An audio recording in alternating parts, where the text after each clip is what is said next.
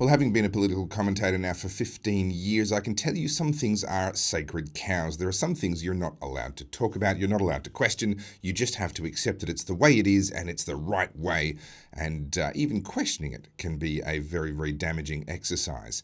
However, there are some people who have the guts to question the unquestionable and to challenge the unchallengeable. And one such person joins me now on the Aussie Wire. It's Jess Gill, returning to the Aussie Wire for the second time. Jess, thank you so much for coming on.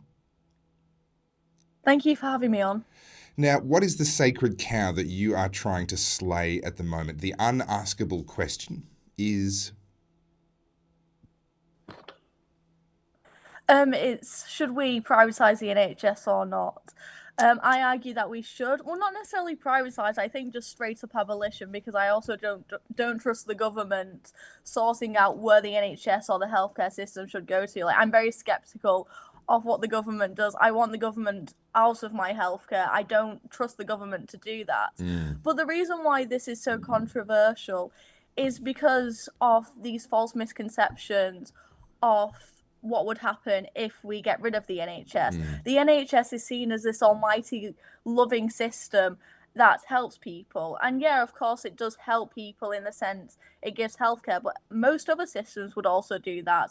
I'm not against doctors and nurses, and I think they do an outstanding job, but I don't think their skills are properly utilised with the NHS.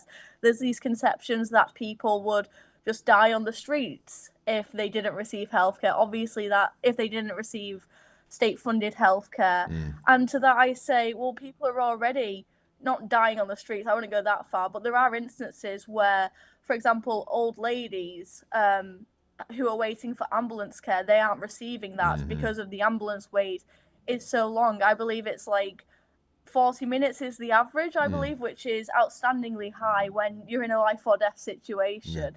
And I say this because I care about people. I care about the elderly, and I care about the vulnerable in society. It's not because I want to, back the pockets of wealthy profits, of wealthy capitalists. It's because I care about the average person. Well, those same old ladies that are, of course, sitting there waiting on average 40 minutes for a British ambulance are right now clutching their pearls in horror at the thought that you would dare to question the NHS and the fact that it needs to be publicly funded. But you're not just questioning it. You've actually been publishing. You're a Hazlitt Fellow at the FEE. I will put the link to this particular blog, as well as another blog that you've done on a similar topic, into the description of this video. You're calling it a conspiracy theory that is keeping Britain's socialised healthcare system alive. What's this conspiracy theory? So there's this conspiracy theory that's been propagated longer than I've been alive, I think. Every time the Tories get into power, I'm not sure about Labour, but we've had 14 years almost of Tory rule, and there's been this myth that the Tories are not only underfunding the NHS, but underfunding so they can privatise it. For one, that's not true. The NHS is far from underfunded. The Tories are constantly throwing money at it, and it leads nowhere. We have fewer doctors and nurses, fewer hospital beds compared to other countries, but also our spending is higher compared to other countries. So that's just totally not true. And again, like, the NHS is far from privatised. I dare to say it's a socialised system. It's a socialist system. So again, that's not true. And if the Tories wanted to privatise it, they've had enough time to privatise it. Sure. So I don't get how people could see that. But this scaremongering tactic is used to stop this meaningful discussion around going towards a different system, because I think a different system would be useful. I don't agree that this socialised system is helping anyone. But because this idea that, we need to save the NHS, the conversation is around, is the NHS being privatised or not, rather than should it be privatised or not. Or is it actually working or not? The UK has a hybrid public-private system. I think yours is more public and less private than what ours is here in Australia. We have a little bit more private in our system, as best as I understand it. But there is this sort of dual system that runs side by side. There was an enormous amount of outrage recently directed towards Rishi Sunak, the British Prime Minister, because it was uncovered that he actually had private healthcare. Now, what struck me as odd about that is if you're a wealthy person in Australia, or even just an upper middle class person in Australia, having private healthcare is regarded as the responsible thing to do because you're taking pressure off the public system. I would have thought there would have been more outrage had someone of the means of Rishi Sunak been depending on the public system and absorbing the public money. Help me to understand why the outrage was what it was. I think the outrage comes to the sense that, and there is some truth towards it, that if a politician doesn't feel like the NHS is good enough for them and they can go elsewhere, they have an option that most other people don't have. Sure. Like the average working class person, for one, they're spending money through national insurance, which is completely bankrupting. Well, I wouldn't say bankrupting, but it's taken a significant chunk. And they can't afford private healthcare on top of that, whereas someone like Rishi Sunak can. So I understand the annoyance that someone has a greater access of healthcare than the average person. But again, the reason for that is because of the socialist system, because we're forced to pay so much in taxes. Whereas if it was up to me and I had the choice between the NHS or I think it's called Bupa, I would definitely put my money towards private healthcare or other types of systems, because the NHS wouldn't survive as a private business, obviously. But I'm not concerned about Rishi Sunak receiving private healthcare. I'm more concerned that he has the power to control and dictate other people's healthcare, that he has the power to basically say whether we get a certain amount of healthcare, what our funding is allocated towards. And that's the real issue, that they have power over my healthcare and the country's healthcare. Well, you say that so beautifully in a second blog post. We'll put the links to both of these blog posts into the description of this video. And I quote here, this is from one of your blogs: while it is true that out of touch politicians shouldn't decide on healthcare, Dr. Puntis and other NHS fanatics prescribe the wrong antidote. The issue is not that Rishi Sunak has a choice over his healthcare. The problem is that he has the power to limit other people's choices on their healthcare. So what do you propose should be done? Because there's a lot of people out there who would be saying, oh, do you want to end up like America? Do you want to end up like some hellhole insurance company dominated healthcare system? Are those the only two options really available? Yeah, so there is this false dichotomy that it is between the US system, which isn't a free market system at all. It's completely cronyist. So, for example, like the FDA has its control over certain drugs being prescribed. That's why something like insulin is so high, and it causes chaos for diabetic people. Or like the doctors, the American Medical Association limits the amount of doctors who can go forward every year, who can graduate and practice medicine every year.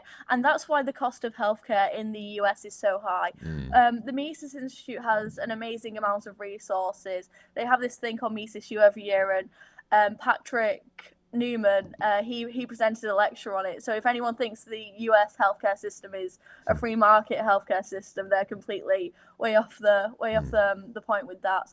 But I think there are other types of systems which are a lot better. For example, Singapore's system. Singapore, which traditionally, was a part of the British Empire, they have a higher life expectancy. They have better results. And yes, it's not a properly free market system. It's not as free market as I would like. But then again, I would prefer no government regulation. It's a lot better than the current system that we have. I think more market-based reforms is completely necessary to making better outcomes for our healthcare system in the UK. One of the fascinating things that's happening, or beginning to happen even in the US and certainly in other countries like Singapore, is the idea of retail hospitals, where they simply have a price list, and you can say, oh, well, if I need a tonsillectomy, this is their price list. And instead of inflated insurance company-driven prices, we know that prices in America, you can be in a hospital for 2 nights and come out with a bill in the tens, if not over $100,000, depending on the type of care you're being given. This is madness. There are other parts of the world that are doing that much, much better. But coming back to the NHS, questioning the NHS in the UK is tantamount to sacrilege. And you mentioned the Mises Institute. This is the Mises Wire here. The British NHS more resembles a statist cult than advanced healthcare. They make the point in here that when the NHS turned 75 years old, they say they had a children's choir sing happy birthday to it, to the NHS, in Westminster Abbey, one of the sort of the homes of the Christian faith in England. It's extraordinary to me that people can have this level of I guess, emotional attachment to something that really doesn't care about them at all. Psychologically, what's going on here?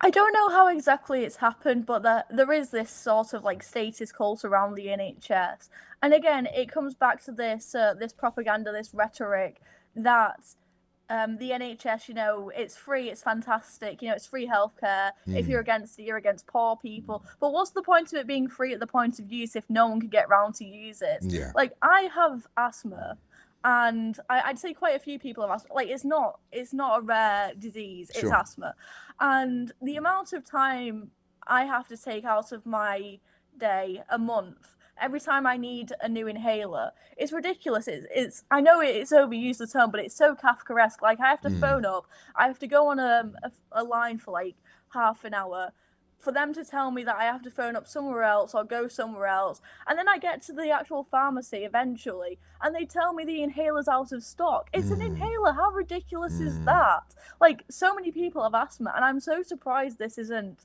a massive point for so many people. I'd hate to be an old person in Britain because I couldn't trust the NHS. But because it has this sentiment of being caring and compassionate, it's something that brings people proud to be British, which is kind of crazy because, like, so I do Vox Pops, and whenever I go around saying, "What are you proud about Britain?" they always say the NHS. They always say multiculturalism and the NHS, and I think that's quite telling.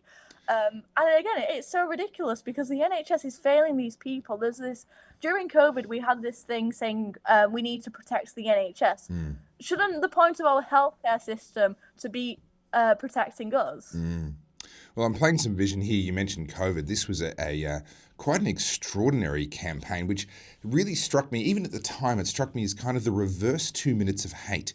This is the 2 minutes of love, where you have to be out there and be seen to be publicly showing your love and appreciation for frontline healthcare workers and specifically the NHS. Now, I divide those deliberately. Frontline healthcare workers we need. We need those in any system, private, public, what have you. Doctors, nurses, orderlies, etc. We need those people. We need them to be good at what they do. We need them to be well paid and well looked after. But whether or not that's done in a socialist or a borderline communist system like what you have in the UK, a socialist system like what we have here in Australia, or a private system, that's irrelevant to the fact that we need those people. What this is about is this incredibly off-putting public... Here's the former Prime Minister Boris Johnson standing out the front of 10 Downing. I mean, you have to be seen to be a part of this cult. It's not good enough to just be a part of it. You have to be seen to be a part of it. What are your chances, do you think? What's it going to take for the people of England to let go of this cult of healthcare and realise that waiting years for elective surgery and waiting 40 minutes for an ambulance is not normal? It's not a lack of funding, and actually they need to fundamentally change the healthcare system in your country. Yeah, the clapping for the NHS thing was so crazy because I remember during lockdown, like, this wasn't just like in London or like the quote woke areas of the UK. This was everywhere. Like, I remember telling my sister about it and she didn't believe me. My sister's quite a normie. And then at whatever time it was, I can't remember, like 7 p.m., we opened the window and we could literally hear like people like banging on pots and pans and clapping and stuff. It was so crazy. But in terms of what it's actually going to take for people to recognize, I think people, at least on the right, are starting to wake up. Because I think a lot of people go through this shift of like, oh, the Tories aren't underfunding the NHS, because the left are always like, the Tories are underfunding the NHS, and the Conservatives always like clutch their pearls and go, oh, the Tories aren't underfunding the NHS. Actually, we're overfunding the NHS. We're giving the NHS so much funding. But it's like, actually, no, I don't want my money to be spent on this socialist black hole, which doesn't do anything with it. Actually, yeah, maybe I do actually want to underfund the NHS and put more money so people have more money to put into like private healthcare. I think that's a more moral system. So I think people are starting to wake up. Like, when I go on the TV about it, there is a bit less resistance. Obviously, that's from the right wing of like GBs and Talk TV. But that is something.